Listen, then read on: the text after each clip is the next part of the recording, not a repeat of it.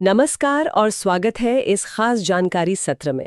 आज हम उत्तर प्रदेश की एक बेहद अहम योजना मुख्यमंत्री व्यापारी दुर्घटना बीमा योजना की गहराई में उतर रहे हैं। नमस्कार।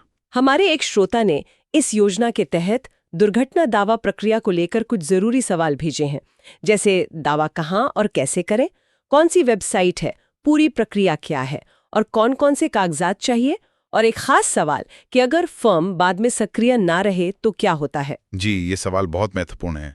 तो आज का हमारा मिशन है इन सवालों के जवाब ढूंढना, सीधे उन सरकारी दस्तावेजों और परिपत्रों से जो इस योजना से जुड़े हैं। चलिए इस पहेली के टुकड़ों को जोड़ते हैं और देखते हैं कि ये प्रक्रिया असल में कैसे काम करती है। बिल्कुल। ये योजना प्रदेश के पंजीकृत व्यापारियों को एक तरह का सुरक्षा जाल देने के लिए शुरू की गई थी कि अगर कोई हादसा हो जाए तो परिवार को थोड़ी आर्थिक राहत मिल सके। हाँ, एक सिक्योरिटी नेट जैसा। जी, इसलिए समझना बहुत जरूरी है कि जरूरत पड़ने पर इसका लाभ उठाने का सही तरीका क्या है, ताकि कोई परेशानी ना हो।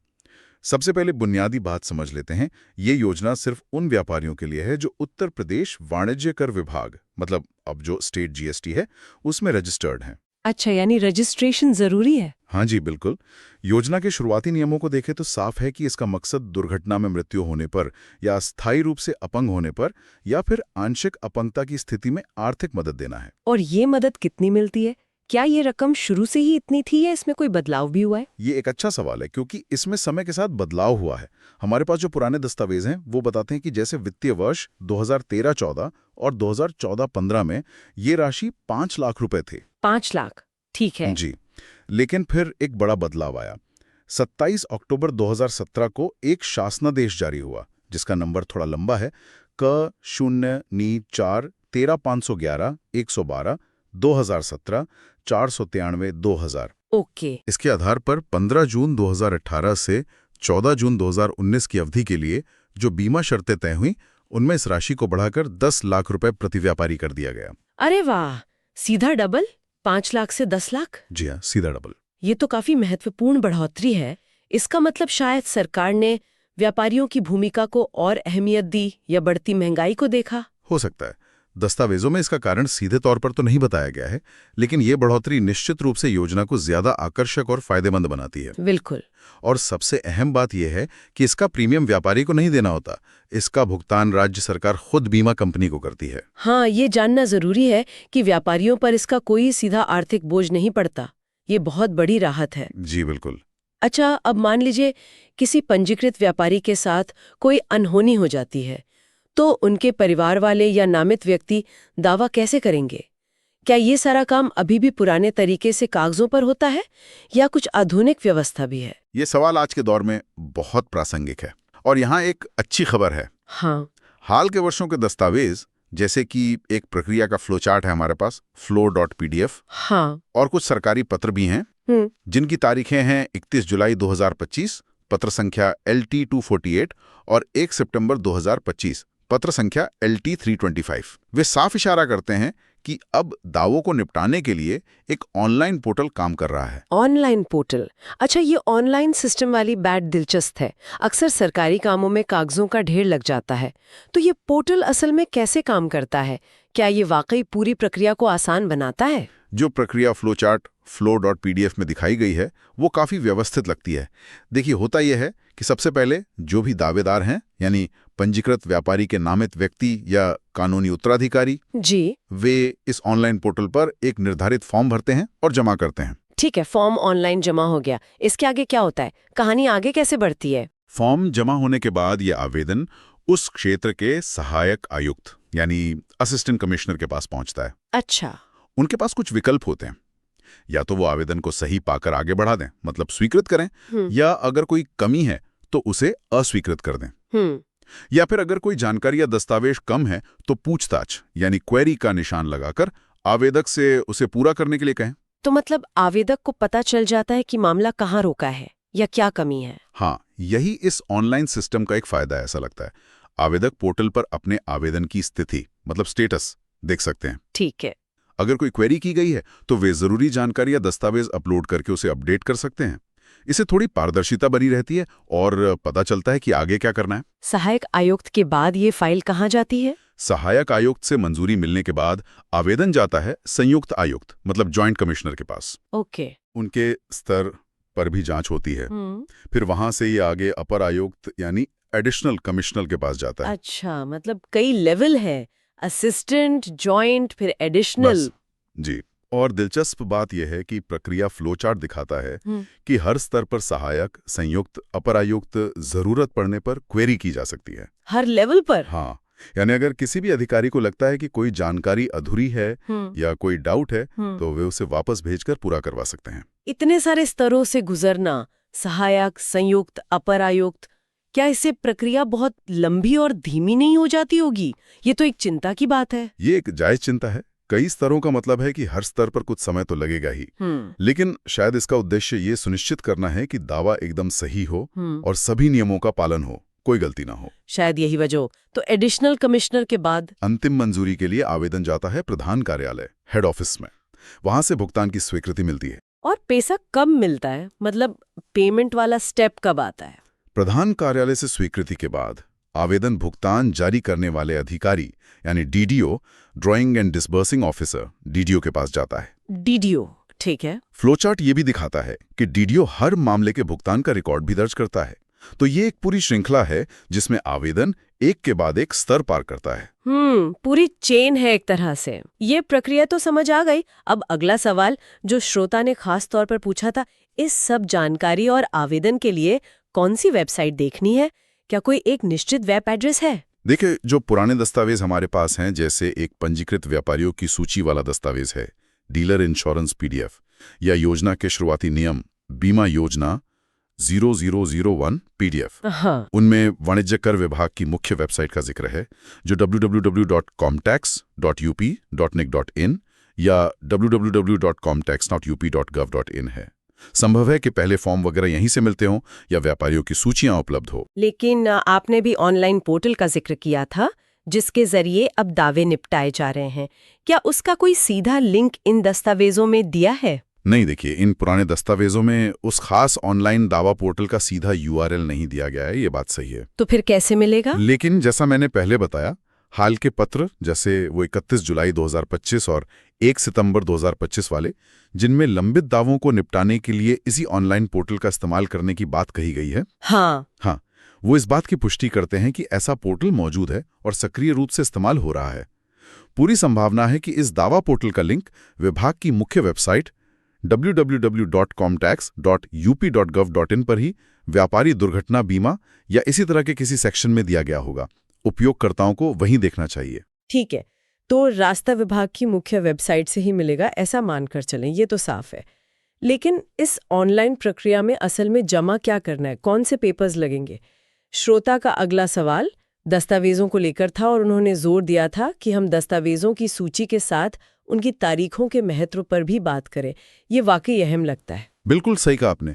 सिर्फ दस्तावेज का नाम जान लेना काफी नहीं है, उसकी प्रासंगिकता और खासकर उसकी जारी होने की तारीख बहुत मायने रखती है।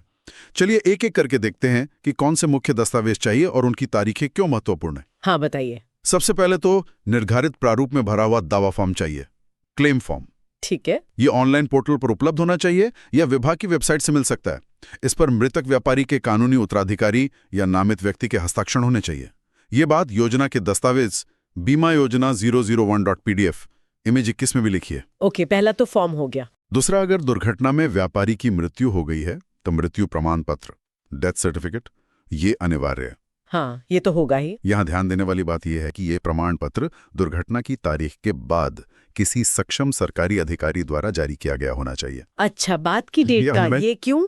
ये साबित करता है कि मृत्यु दर्ज की गई है और वो दुर्घटना के बाद हुई। एक तरह से टाइम स्टैम्प का काम करता है। स्रोत बीमा योजना 2001.pdf इमेज 21। समझ गए। तीसरा है विकलांगता प्रमाण पत्र, अगर दुर्घटना के कारण स्थायी या आंशिक विकलांगता हुई है तो डिसेबिलिटी सर्टिफिकेट। ठीक है। ये प्रमाण पत्र भारत सरकार के chief commissioner for persons with disabilities के कार्यालय द्वारा निर्धारित मानकों और दिशा निर्देशों के अनुसार होना चाहिए। इसका जिक्र बीमा की शर्तों वाले दस्तावेज बीमा योजना 2001.pdf इमेज 24 संलग्नक 3 में मिलता है। और इसकी तारीख? और यहाँ भी वही बात, ये प्रमाण पत्र दुर्घटना के बाद की स्थिति को दर्शाता हुआ और उसके बाद ही जारी किया गया होना चाहिए। ओके। चौथा दस्तावेज? चौथा है पोस्टमार्टम रिपोर्ट। कुछ मामलों में, खासतौर पर अगर मृत्यु अप्राकृतिक या संदिग्ध परिस्थितियों में हुई हो, तो पोस्टमार्टम रिपोर्ट की जरूरत पड़ सकती है। स्रोत बीमा योजना 0001.pdf, इमेज 21। अच्छा, ये हमेशा जरूरी नहीं है? हमेशा शायद नहीं। जाहिर है ये रिपोर्ट भी घटना के बाद ही तैयार होगी और उसी के अनुसार दिनांकित होगी। ये परिस्थिति पर निर्भर करेगा। अगर मृत्यु प्राकृतिक कारणों से या स्पष्ट रूप से दुर्घटना के कारण हुई है, जैसे सड़क हादसा जिसका FIR वगैरह हो, तो शायद इसकी जरूरत ना पड़े। लेकिन अगर बीमा कंपनी या विभाग को कोई संदेह होता है तो वे इसकी मांग कर सकते हैं। ठीक है। और कौन से कागजात हैं? अगला महत्वपूर्ण दस्तावेज है उत्तराधिकार या नामांकन का प्रमाण। मतलब प्रूफ की दावा करने वाला व्यक्ति ही मृतक व्यापारी का सही कानूनी वारिस या नामित है। हाँ, ये तो चाहिए होगा। कैसे साबित होगा ये? इसके लिए कानूनी उत्तराधिकारी प्रमाण पत्र, सक्सेशन सर्टिफिकेट जिसे कहते हैं, या अगर वसीयत वगैरह है तो उससे संबंधित अदालती आदेश लग सकता है। स्रोत बीमा योजना 0001 PDF, इमेज 20। ठीक है। और सबसे बुनियादी दस्तावेज है फर्म के पंजीकरण का प्रमाण, मतलब रजिस्ट्रेशन सर्टिफिकेट की कॉपी। यह दिखाने के लिए कि जिस व्यापारी के लिए दावा किया जा रहा है वो दुर्घटना के समय वाणिज्य कर विभाग में विधिवत पंजीकृत था। ये पात्रता की मुख्य शर्त है। Basic eligibility. जी। अब आते हैं तारीखों के महत्व पर, जिसे श्रोता ने जानना चाहा था। देखिए, दावा हमेशा उस बीमा पॉलिसी की अवधि से जुड़ा होता है जिसके दौरान दुर्घटना हुई। हाँ, ये पॉइंट अहम है। मिसाल के तौर पर हमारे पास एक दस्तावेज है LT 395 TT 22-9-2025.pdf, जिसमें लंबित दावों का जिक्र है। इसमें वाराणसी जोन के बलिया रेंज का एक केस सीरियल नंबर 34 है, जहां व्यापारी की मृत्यु 7 मई 2025 को हुई। अच्छा। और उनके आश्रितों ने आवेदन 28 अगस्त 2025 को किया। अब इस मामले में जो भी सहायक दस्तावेज लगाए जाएंगे, जैसे मृत्यु प्रमाण पत्र, वो सब अनिवार्य रूप से 7 मई 2025 के बाद की तारीख के होने चाहिए। यानी घटना की तारीख के बाद के। हाँ, ये तारीखें सिर्फ घटना की पुष्टि नहीं करती, बल्कि ये भी स्थापित करती हैं कि घटना उस बीमा अवधि के दौरान हुई जब पॉलिसी लागू थी और पंजीकरण भी वैध था। सब कुछ टाइमलाइन में फिट होना चाहिए। ये तारीखों वाला स्पष्टीकरण वाकई बहुत उपयोगी है। इससे साफ हो जाता है कि हर दस्तावेज का अपना एक समय संदर्भ है। अच्छा, अब वो सवाल लेते हैं जो श्रोता के लिए शायद सबसे ज्यादा उलझन भरा था, फॉर्म की स्थिति के बारे में। हाँ, वो सस्पेंशन और कैंसलेशन वाला। जी। मान लीजिए दुर्घटना के समय तो व्यापारी पंजीकृत था, लेकिन बाद में किसी वजह से फर्म का पंजीकरण निलंबित यानी सस्पेंड हो गया या रद्द यानी कैंसिल हो गया। क्या तब भी दावा किया जा सकता है? ये एक ऐसा सवाल है जिसका जवाब दस्तावेजों में सीधे सीधे लिखा हुआ नहीं मिलता, लेकिन नियमों की व्याख्या से अंदाजा लगाया जा सकता है। देखिए, योजना के जो नियम हमारे पास हैं, हाँ, जैसे वो बीमा योजना 0001.pdf, इमेज 19.1.1 और 1.5, हाँ, वे बार बार यही कहते हैं कि पात्रता के लिए व्यापारी का पंजीकरण होना अनिवार्य है, रजिस्टर्ड होना चाहिए। ठीक है। इसका तार्किक अर्थ यही निकलता है कि जिस क्षण दुर्घटना हुई उस क्षण पंजीकरण वैध होना चाहिए, वैलिड होना चाहिए। तो अगर दुर्घटना के समय पंजीकरण वैध था, लेकिन दावा प्रक्रिया चलते समय या उसके बाद पंजीकरण रद्द हो गया, तब क्या होगा? हमारे पास मौजूद दस्तावेज इस स्थिति के बारे में खामोश हैं। उनमें ये नहीं लिखा है कि दुर्घटना के बाद अगर पंजीकरण की स्थिति बदल जाए तो क्या होगा। ये तो ग्रे एरिया हो गया। हाँ, कह सकते हैं। लेकिन अगर हम योजना की मूल भावना और नियमों के शब्दों पर जाएं, तो पात्रता का निर्णायक क्षण दुर्घटना का समय ही होना चाहिए। अच्छा। अगर उस वक्त व्यापारी पंजीकृत था और बीमा पॉलिसी लागू थी, तो बाद में पंजीकरण रद्द या निलंबित होने से उस दावे का अधिकार खत्म नहीं होना चाहिए, लॉजिकली। पर प्रैक्टिकली? हाँ, ये संभव है कि विभाग सत्यापन करते समय इस पहलू पर ज्यादा गौर करें और प्रक्रिया थोड़ी जटिल हो जाए। वेरिफिकेशन में टाइम लग सकता है। लेकिन हम यहाँ केवल वही बता सकते हैं जो स्रोत दस्तावेज कहते हैं, और वे स्पष्ट रूप से दुर्घटना के समय पंजीकरण की वैधता पर जोर देते हैं। ठीक है, यानी निर्णायक बिंदु दुर्घटना का क्षण है, जैसा कि दस्तावेज इशारा करते हैं। जी। ये स्पष्टीकरण महत्वपूर्ण है। अच्छा, क्या दावा करने के लिए कोई समय सीमा भी है, टाइम लिमिट? ऐसा तो नहीं कि सालों बाद भी दावा कर सकते हैं? नहीं, ऐसा नहीं है। इसके लिए एक समय सीमा निर्धारित है। नियम बीमा योजना 0001 इमेज 21 बिंदु 2.1 साफ कहते हैं कि दावा दुर्घटना होने की तारीख से सामान्यतः 6 महीने के अंदर प्रस्तुत कर देना चाहिए। सिर्फ 6 महीने, ये तो काफी कम समय लगता है, खासकर अगर परिवार किसी त्रासदी से गुजर रहा हो, सदमे में हो, दस्तावेज जुटाने में भी वक्त लग सकता है। बात तो सही है, लेकिन नियमों में इसकी गुंजाइश रखी गई है। अच्छा, क्या गुंजाइश है? अगर दावा प्रस्तुत करने में 6 महीने से ज्यादा की देरी हो जाती है और उसका कोई उचित और पर्याप्त कारण है, मतलब कोई जेन्युइन रीजन है, जैसे मान लीजिए परिवार में कोई और विपत्ति आ गई हो, या कोई कानूनी प्रक्रिया में उलझ गए हो, या दस्तावेज जुटाने में कोई अप्रत्याशित सरकारी देरी हो गई हो। हाँ, तो इस देरी को माफ करने का अधिकार आयुक्त कार्यपालक के पास है, कमिश्नर के पास। मतलब छूट मिल सकती है। हाँ, मिल सकती है। अगर वाकई कोई मजबूत वजह है तो 6 महीने के बाद भी दावा स्वीकार किया जा सकता है, लेकिन ये पूरी तरह से आयुक्त के विवेक पर निर्भर करेगा। वो कारण की सत्यता और पर्याप्तता की जांच करेंगे, डिस्क्रिशन उनका रहेगा। ठीक है, ये जानना जरूरी था कि एक रास्ता है, भले ही वो कंडीशनल हो। जी, और यहाँ एक और बात ध्यान देने लायक है, जैसा हमने पहले जिक्र किया था, वो 31 जुलाई 2025 LT 248 और 1 सितंबर 2025 LT 325 के पत्र दिखाते हैं कि प्रशासन लंबित दावों को जल्दी निपटाने पर जोर दे रहा है। हाँ, पेंडिंग केसेस को क्लियर करने पर। जी, इन पत्रों में वाणिज्य कर आयुक्त उत्तर प्रदेश के एक पुराने परिपत्र संख्या 714 दिनांक 27 जनवरी 2025 का हवाला दिया गया है, जिसमें निर्देश थे कि सभी लंबित प्रकरणों को ऑनलाइन माध्यम से प्राथमिकता देकर निस्तारित किया जाए। इससे लगता है कि व्यवस्था को और प्रभावी बनाने की कोशिश हो रही है। ये तो अच्छी बात है कि पेंडेंसी कम करने पर ध्यान दिया जा रहा है। बिल्कुल। तो कुल मिलाकर आज हमने मुख्यमंत्री व्यापारी दुर्घटना बीमा योजना की दावा प्रक्रिया को काफी विस्तार से खंगाला। हमने समझा कि प्रक्रिया अब काफी हद तक ऑनलाइन है, इसके लिए जरूरी दस्तावेज कौन से हैं और उनमें तारीखों का क्या खेल है। जी। ये भी देखा कि दुर्घटना के समय पंजीकरण का वैध होना ही सबसे अहम शर्त है और दावा करने की समय सीमा 6 महीने है, जिसमें विशेष परिस्थितियों में छूट मिल सकती है। हाँ, मोटे तौर पर यही मुख्य बातें हैं। उम्मीद है कि हमारे श्रोता जिन्होंने ये सवाल पूछे थे, उन्हें अब पूरी तस्वीर साफ नजर आ रही होगी और ये जानकारी उनके या किसी और जरूरतमंद के काम आ सकेगी। बिल्कुल। और देखिए, ये अच्छी बात है कि प्रक्रिया ऑनलाइन हो रही है और लंबित मामलों को निपटाने पर जोर है।